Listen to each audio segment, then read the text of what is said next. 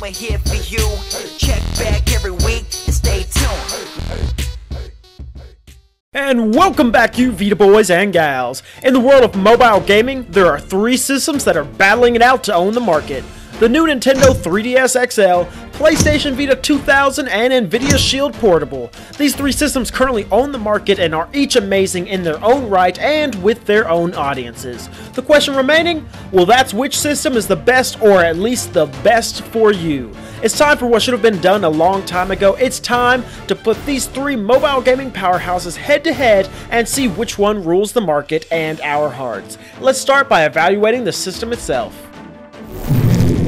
Both the Vita 1000 and 2000 are some of the sleekest designed consoles to ever be placed in gamers' hands. With a nice feel that fits right in your hands and grips on the back to prevent slipping, the system just feels great and certainly is not a complaint at all. The system also boasts all kinds of great assets that blow its PSP predecessor straight out of the water. With two analog sticks, a D-pad, a front and rear touchscreen, two cameras, gyroscope, and so much more, this system has been packed to the brim with enough outer features to make any handheld gamer's mouth water. Whether all the features are used well enough is a conversation for another day. Currently, however, we just take the time to notice that the system's build is as good as any portable gaming system ever to launch on the market. The downside to the system build is that it does not feature an L2 or R2 button. Other than this, however, fans seem to be perfectly happy with the build of both PlayStation Vita systems. The new Nintendo 3DS XL does not disappoint fans who swapped over from the 3DS to the oddly but accurately named new 3DS.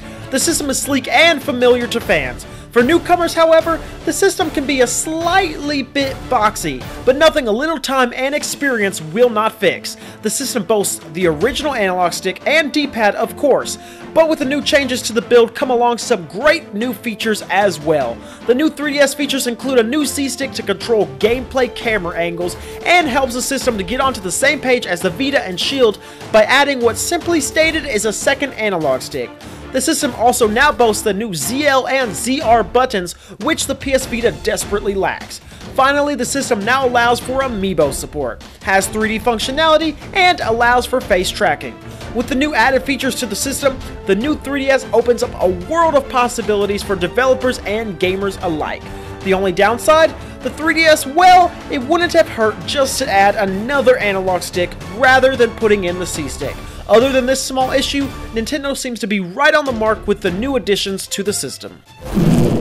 Unfortunately, the Nvidia Shield is the least ergonomic of the three systems. If the Shield owners aren't into console gaming, then the system will feel likely odd and uncomfortable. It feels less like a dedicated mobile gaming device and more like a bulky screen placed atop an Xbox controller. However, when you put the slightly uncomfortable feel aside, the Shield is no doubt one of the most well-equipped gaming systems ever. The system runs on Android KitKat and features a 5-inch display that flips open to reveal the system's dual analog sticks, D-pad, and action buttons. The system is basically a cross between a mobile gaming handheld and a tablet, and the look and the feel of the system certainly reflect that. Finally, the system is able to boast a 1280 by 720 pixel display that allows the gamers to look all extremely crisp and very sharp. The downside? Well, the Shield Portable is obvious. The system has no feel of a dedicated mobile gaming device and just lacks that oomph in development. However, nobody can discount the true power of the system and how loved it truly is in the market. The PS Vita has a very sleek design and is packed full of great system features. Unfortunately, the system lacks an L2 and an R2 button. The 3DS boasts some great new features and is an amazingly large device. The only disappointment here is that the system seems a little too boxy. The Nvidia Shield, however, features a crisp 5-inch display and also boasts two analog sticks. Unfortunately for the system, it is not exactly very ergonomic for the on-the-go gamer. Despite popular belief and whatever the internet likes to continually spout off, the PlayStation Vita truly does have games. The system plays host to some of the greatest indies to ever hit the market, and despite the fact that yes, they do appear on other systems as well, there is nowhere that plays them better than the PlayStation Vita. Playing titles like Minecraft, Terraria, Spelunky, and other huge indies has never been as fun as when playing them with the power and features of the PlayStation Vita. Beyond the indies that can only whet so many appetites, comes the PlayStation Vita's massive AAA collection as well. The PlayStation Vita allows hardcore gamers the chance to take massive titles like Disney Infinity, Borderlands 2, Killzone, and Final Fantasy on the go with them. There is no doubt that the PlayStation Vita has enough titles to keep fans happy for a very long time. The only problem, however, is that many of these titles came out early in the PlayStation Vita's life cycle. Since the system has launched, new additions to the library have grown further and further apart. Fans have been left wondering if they will ever see another AAA title on the PlayStation Vita at all, and Sony has left them with so many unanswered questions. Thus, it doesn't matter how many titles the system currently boasts, the future of titles is unclear, and this is a massive problem for the system. New adopters can rest easy knowing that they have a backlog as big as any. However, current owners have experienced continuous heartache and disappointment at the hands of the Vita's dim future with regards to huge titles. There is no doubt at all that the 3DS is absolutely the most stocked system with regards to worthwhile titles. With huge titles like Pokemon X, Luigi's Mansion, Legend of Zelda, and Super Smash Bros., titles are flying straight off the shelf. No system is able to boast about the multitude of titles in their arsenal quite like the 3DS. The system is packed to the brim with titles. Just take a look inside of a GameStop one day and you will notice that the walls are lined with compatible titles. Only a few titles currently use the new C-Stick, and no titles use the ZL or ZR buttons. However, the new features just show that many more titles will be coming soon. Furthermore, the system is currently all Nintendo really has that is currently successful. Keeping this in mind, we can expect the 3DS to continue to be supported for long to come. The only downside to the library of titles that the 3DS has is that some titles may not appeal to the hardcore gamer. That's not saying the system doesn't have a few here and there that play hard, but let's face it, the system is primarily made for children, thus the titles are primarily focused on children. The Shield Portable does not follow the norm when bringing games to your hands. You cannot go to the store and pick up the titles, and big-name developers are not going out of their way to create content for the system. Regardless, neither of these facts mean much of anything. The Shield Portable hands down has a powerhouse of a library, especially in recent years. The system brings games to you in one of three awesome ways. The first method is by using the store made for the system called the Tegrazone Market. The market is home to some great titles such as Game of Thrones by Telltale, Metal Gear Rising, and Oddworld Stranger's Wrath. When not purchasing titles from the Tegrazone Market, gamers can make their way on over to the Google Play Store and pick up one of thousands of compatible titles for cheap. With two markets combined, the system has enough titles to keep any gamer going for an extremely long time. The PS Vita plays home to some great indies and has a great amount of AAA titles. The only downside is the lack of titles in the foreseeable future. The 3DS has thousands of amazing titles for the system. It also looks great to have an amount of support coming in the very near future. The only possible disappointment here is the lack of hardcore gaming titles. And finally, the Nvidia Shield has two markets packed with games and plays host to some big-name titles. The only issue here is that we don't expect to see a great amount of AAA support. The PS Vita has begun to start defining itself as one of the most amped up gaming systems when it comes to features. In recent months, Sony has begun to push the features of the PS Vita alongside the PlayStation 4. At launch, the system featured some great assets like gyroscope, AR gaming, and a social interactive community with apps like Friends and Party.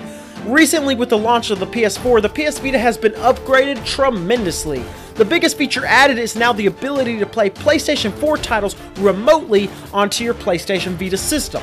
Another large feature added was PlayStation Now, the online streaming service of games. PlayStation Vita owners are now able to stream some great PS3, PS4, and even some PlayStation 2 titles straight onto their system with a monthly subscription, of course.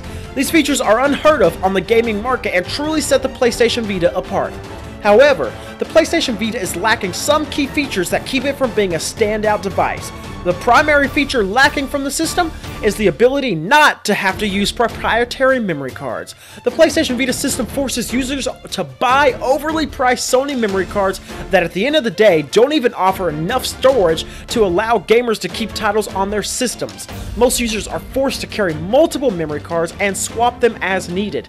This process is absolutely unnecessary, and this is the main issue regarding the Vita and why many people refuse to adopt the system.